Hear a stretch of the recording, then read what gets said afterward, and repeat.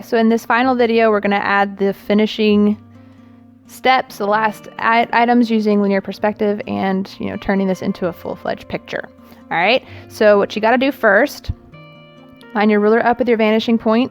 You're going to draw your bottom guideline. We're going to do this over here on the right side of the page. Give yourself some distance between this line that you're drawing and your railroad. You want to give yourself a good bit of distance, actually.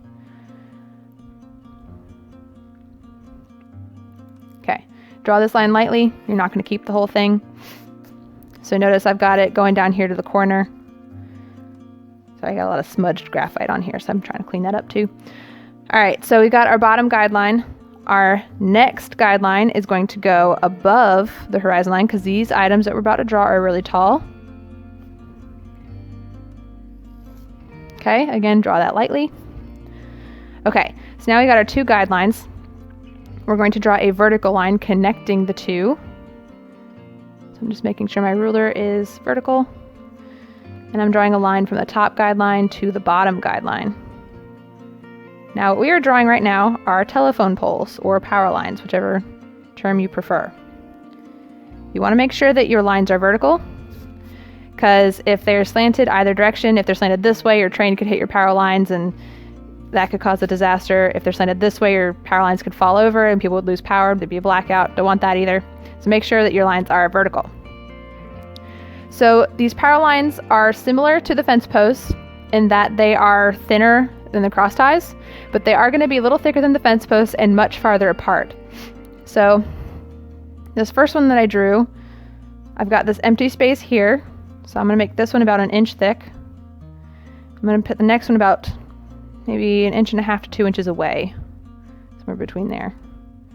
And this next one's going to be really skinny. I'm going to make it 1/4 inch. Might make that smaller. I'll see.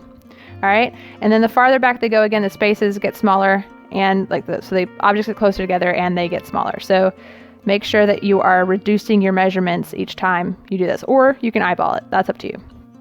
All right, so I've got these 3 lines that I put down. I'm probably going to eyeball the rest of them, but these first are drawn in, so I can go ahead and draw my lines.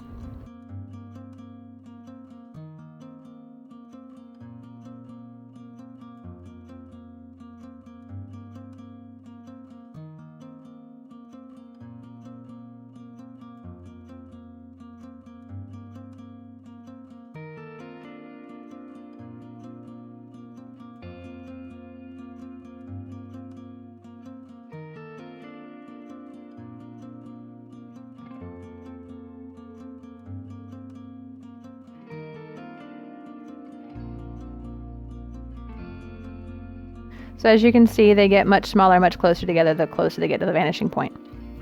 So our next step is to draw our arms. I'm calling them arms. They are basically planks of wood that are going to be holding our wires, but I'm going to be calling them arms just because it's much easier to refer to them that way. Okay, so what I want to do, I need to start with a guideline so I know where each arm is going to be, since they all have to be the same height.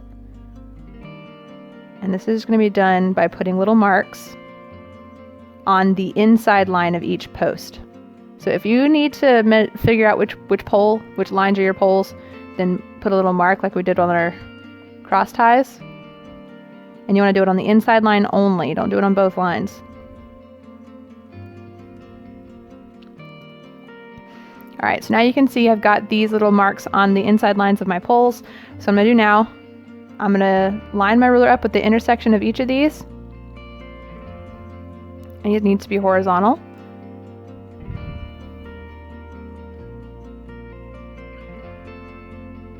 I'm going to draw a line from the inside line out here. And then I want it to be the same distance apart on the other side.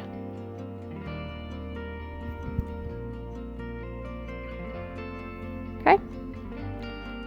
Then drop your ruler a bit. Draw a vertical line down.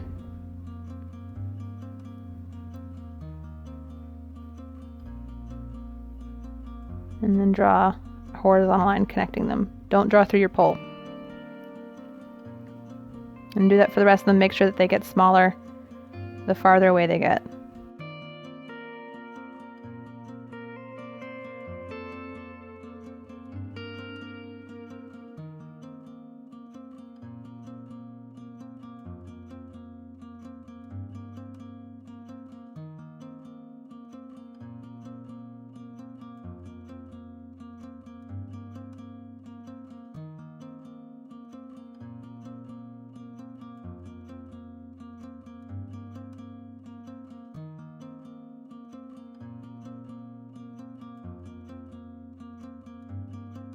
Now I have my arms. Now that what they need are the wires. So we have to make sure that if we start on the left arm, we end at the left arm. So don't cross your wires, okay? So we're gonna start on the left side.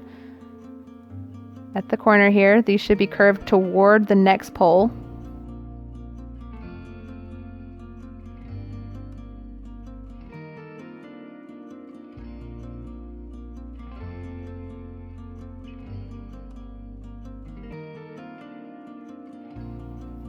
They should be thicker the closer they are to the viewer, which would be this area. If they're closer to this area, they should be thicker. Also, the left wire, so the wires coming from the left arm, do cross in front of your poles, so don't erase them. The ones coming from the right arm will not. All right, so I'm going to add a wire going this way, since there is a pole somewhere off the page to the right somewhere. It didn't just magically start here, so.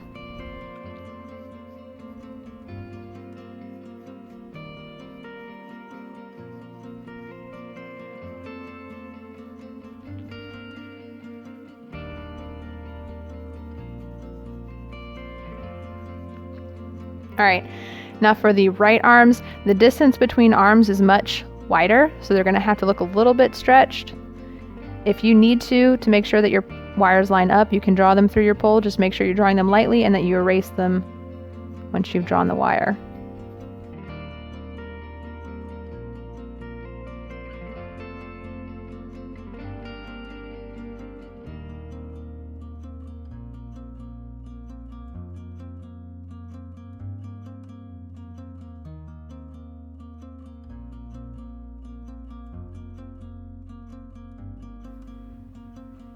Also, you can go ahead and erase the horizon line as it passes through your poles while you're erasing those wires.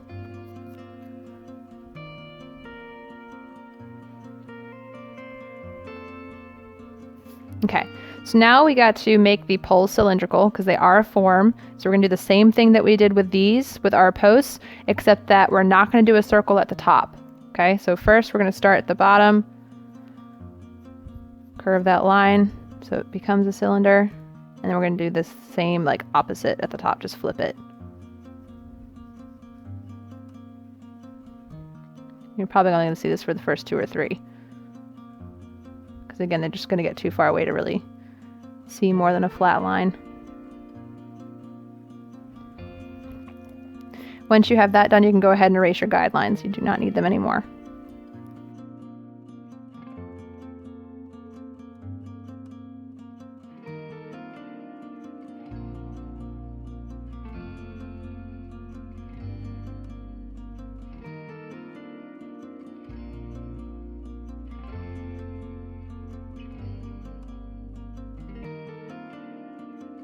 So, like the fence posts, these are going to have a wood texture. However, I put the darkest shade on our cylinders. It was supposed to go from dark to light on those sides. I put the dark shade closest to the viewer, so I'm going to just flip it.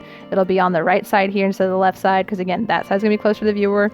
What that means is that you've probably got some more light coming from where the vanishing point is than you do coming from where the viewer is. So these are going to be a wood texture. Just do the same exact thing you did with your fence post. Start it dark on one side, and then have it go light towards the other side.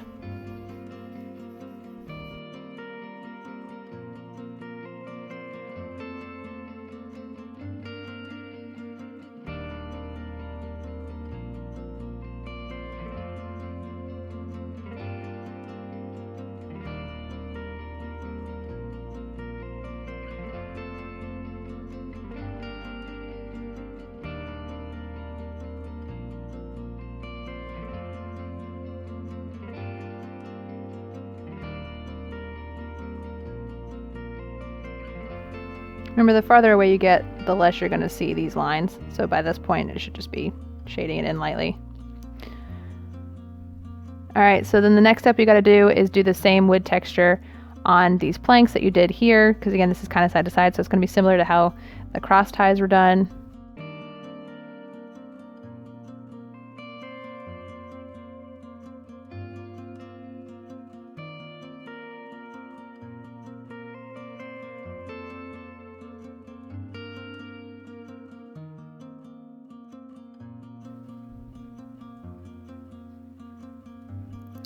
Okay, so the last step to finish off these particular poles, we got to make them look like they are stuck in the ground, just like we did with our fence posts.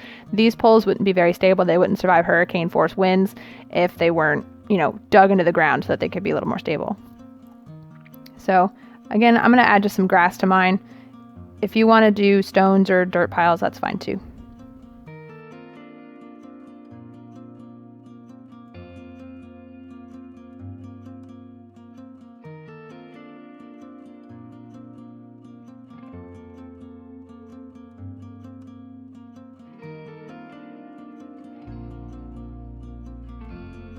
So then to make this a finished drawing, we got to add some aspects to it that are going to make it more like a landscape. So I'm going to add maybe some mountains in the distance, some clouds in the sky, something in this pasture area just to kind of finish it out.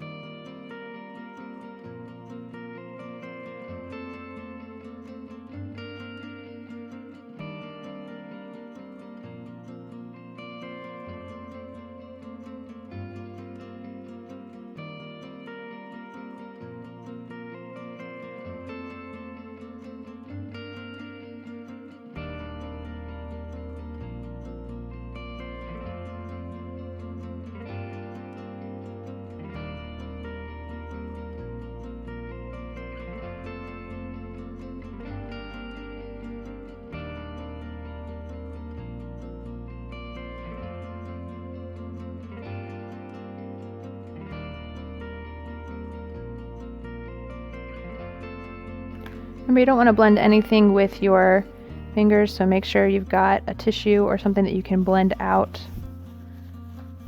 these values if you're doing any blending.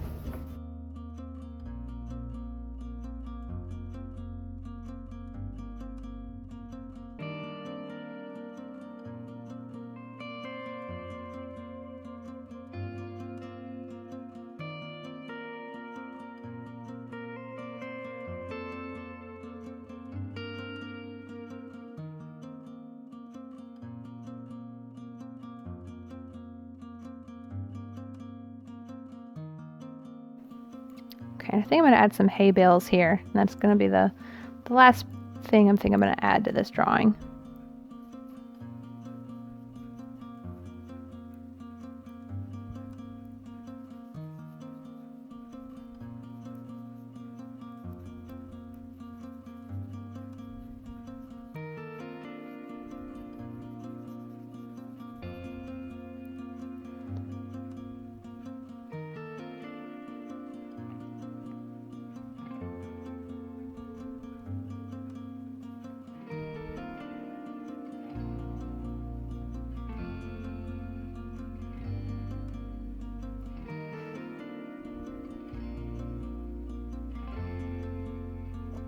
All right, and that is the finished one-point perspective demonstration of our railroad.